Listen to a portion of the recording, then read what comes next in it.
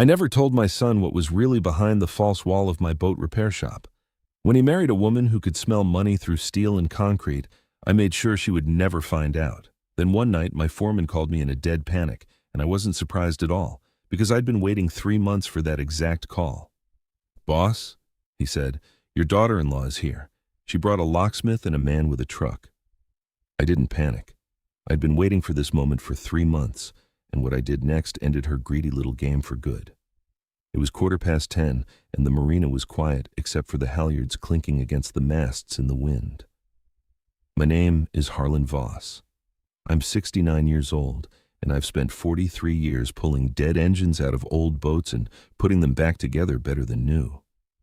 People look at me now. Gray stubble, an oil-stained cap, a limp in my left knee from a winch that got away from me back in '96, and they think there goes a simple old mechanic. They don't know what it took to build Voss Marine Salvage out of a rented slip and a toolbox I still own. And they definitely don't know what a man learns about people after 4 decades of watching who pays their bill on time and who disappears the moment it comes due. My phone buzzed on the counter. Not many people have that number. One of them is Curtis Boone, a former Harbor Patrol officer who's run my shop floor with total loyalty for nearly 20 years. "Harlan, it's happening," Curtis said. "Renata's at the North Building. She's got a locksmith and a guy with a flatbed." I set down my coffee. "Is Ethan with her?" "No, just her, the locksmith, and the driver. She's waving paperwork at anybody who'll look at it." "Let her in, Curtis. Don't call the police. Pull your guys back and let her walk right up to that door." Curtis hesitated the way a man does when he thinks his boss has lost his mind. "You sure about this, Harlan? She means business tonight." "I'm sure," I said, my hand resting near the small brass frame holding a photo of my late wife Louise. "Tonight she finds out exactly what kind of trap she's been building for herself. To understand how a woman ended up outside my storage building with a locksmith at 10 at night, you need to go back 3 months. To the day I first felt a cold prickle of doubt crawl up my neck. My son Ethan is 35. Good kid, soft in some ways, quick to trust and quicker to forgive. He runs the customer-facing side of the shop. When Louise passed 4 years ago, I promised her at the graveside that I'd watch over that boy, because Ethan has never once imagined that another person could want to hurt him. He married Renata about a year and a half ago. Brand consultant, laptop, ring light, 40,000 followers watching her preach abundance mindset between ads for teeth whitening strips. She never had much money before Ethan. After Ethan, she suddenly developed opinions about our family's finances. It started at their anniversary dinner. Renata set her wine glass down a little too hard. "Harlan," she said, flashing that camera-ready smile, "I drove past the marina last week, that big storage building on the north end past the fuel dock, always locked up tight. What is that place?" I chewed slowly while every alarm I owned started ringing inside my skull. I'd never once discussed that building with her. There was no reason on God's green earth for a woman who sells skincare routines online to even know it existed. "Old equipment shed," I said. "Nothing but spare parts and dust." "No reason," she said. "Light as air.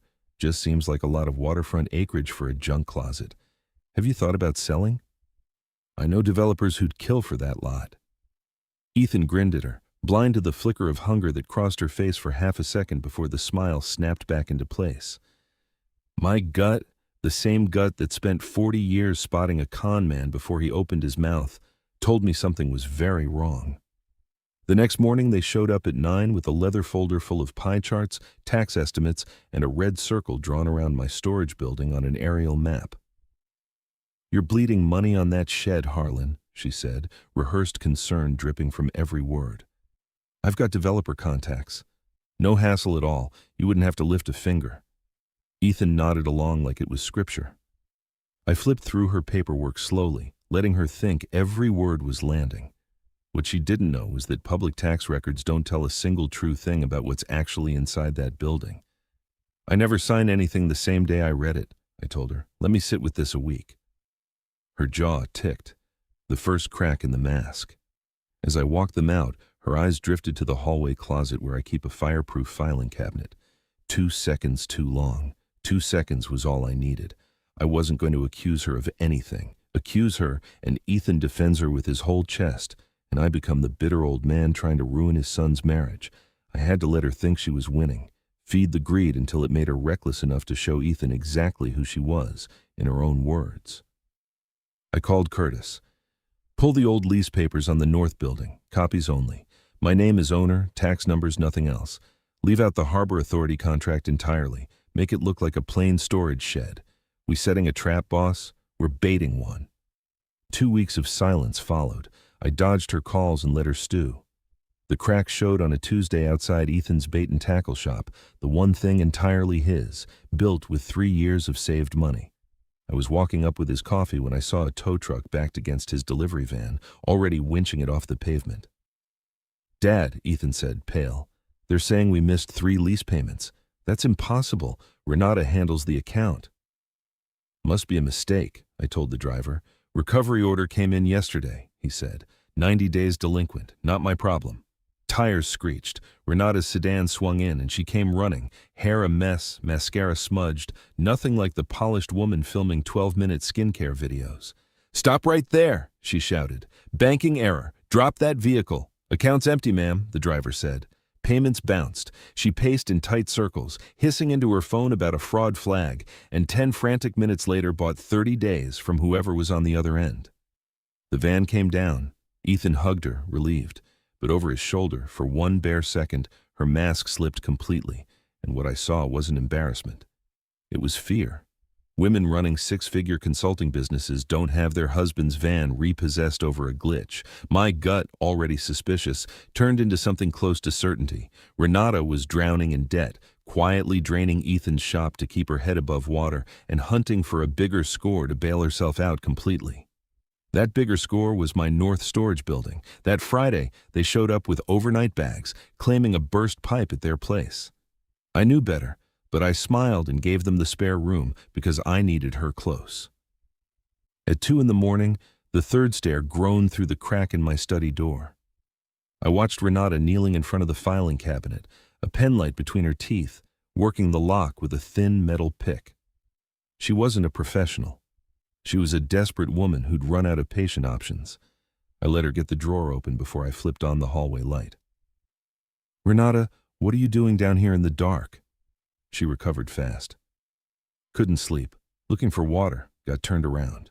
Kitchen's the other way, I said. I let her go back to bed, then checked the drawer after. She'd found the folder with my property records, and in her panic to close things up, she'd left it sticking out just enough to tell me exactly what she'd been hunting for. The next morning, I hired Marcus Webb, a private investigator I'd used before when I needed the truth fast. 3 days later, he slid into a diner booth with a thick folder and tired eyes. You were right to be suspicious, Harlan, he said. Her consulting business is mostly smoke, 2 paying clients all year. Everything online is staged for the followers, and the followers are the real product. A course on financial freedom from a woman with nothing herself. Credit maxed 6 ways. 2 years ago, she put family money into an online trading scam and lost nearly all of it in a weekend. When the banks cut her off, she went looking for private money. She currently owes just under $180,000 to a man named Vince Farrow, who does not run a bank. He runs a very different kind of business on the east side. My stomach went cold. There's more, Marcus said. She's been skimming from Ethan's shop account for 10 months, small amounts dressed up as supply orders. That's why the van got repossessed. Keep it up, and that shop closes by the end of the season. She'd put my son's life's work at risk, put debt collectors on his doorstep, and lied to his face every single day. That was a line that didn't get uncrossed. You want me to call it in? Marcus asked. I shook my head. If police pick her up now, Ethan thinks it's a misunderstanding. He forgives her. I need him to see it himself with his own eyes, so there's no story left for her to spin. I found Curtis in the back office that afternoon. I need a fake inventory sheet, something a desperate person would risk everything for. How valuable? Marine salvage electronics, untraceable, high resale, sitting in the North building. Make it look like it's been there for years, off the books. We built a manifest, recovered navigation systems and sonar equipment pulled from decommissioned military surplus, worth an estimated $400,000, stamped confidential in red ink, and slid it into the same drawer she'd already cracked open once. Then I had 3 hidden cameras installed in my study, disguised as a smoke detector, a clock radio, and a phone charger, all covering that cabinet. That night at dinner, Renata was glowing with nervous energy, knee bouncing under the table. Around midnight, the floor groaned again. I watched on my phone as she found the folder, read every word, mouth slightly open like a woman staring at a winning lottery ticket, and photographed each page with shaking hands. The next morning, I slipped a small listening device into the lining of her purse while she showered. That afternoon, sitting in my truck 2 blocks away, I heard her make the call. "Vince, listen to me. I found something bigger, way bigger than the shop money. There's a warehouse, my father-in-law's storage building, full of recovered marine electronics. 400 grand, easy, completely off the books. Nobody's watching it." The voice on the other end was low and flat. "You said that about the shop money too. This is real," she said.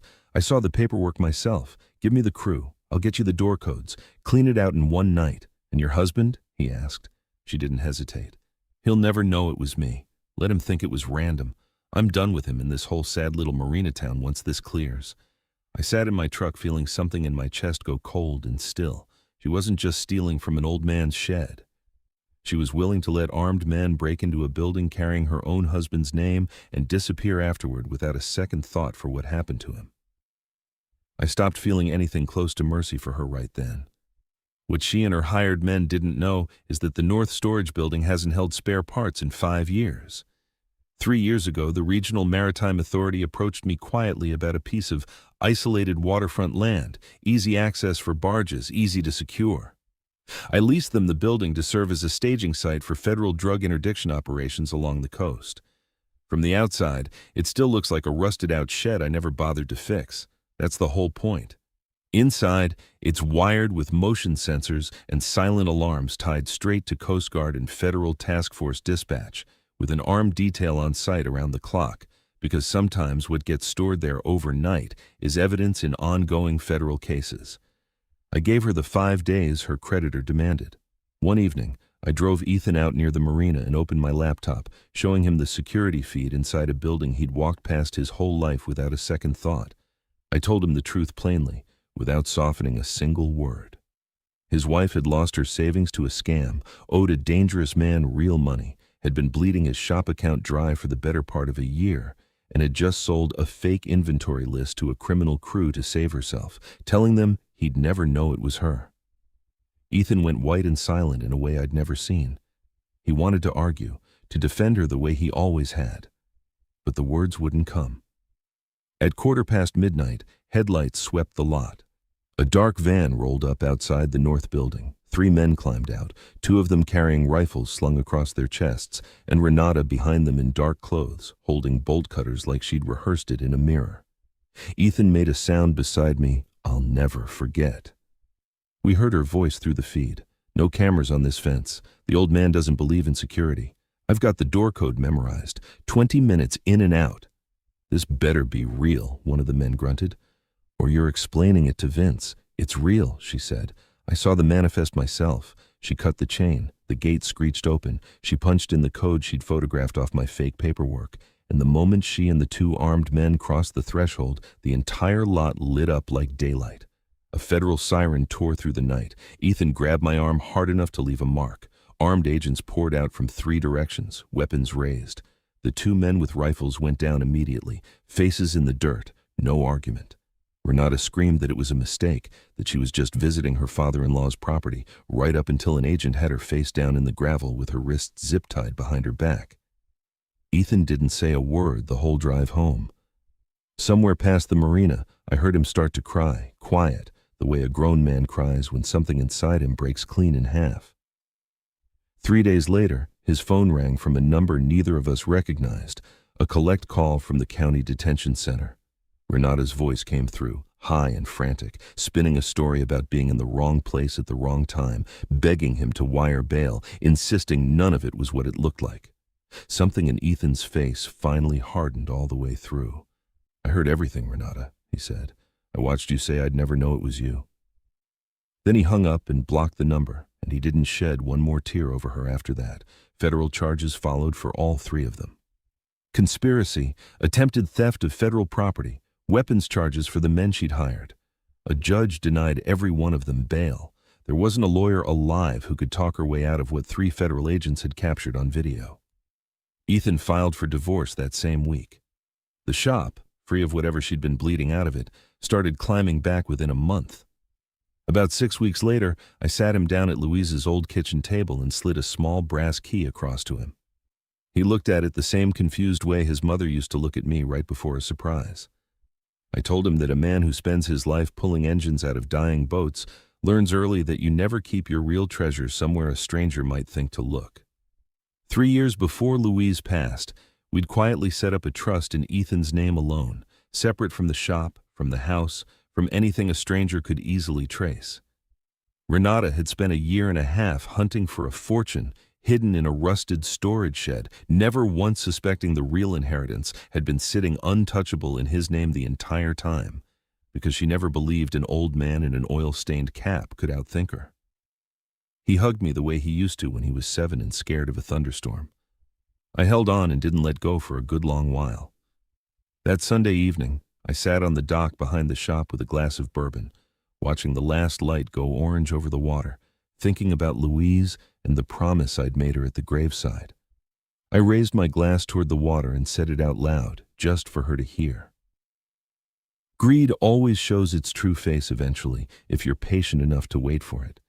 You can build the prettiest life on top of a lie, but sooner or later the foundation cracks and everyone standing on it goes down with it.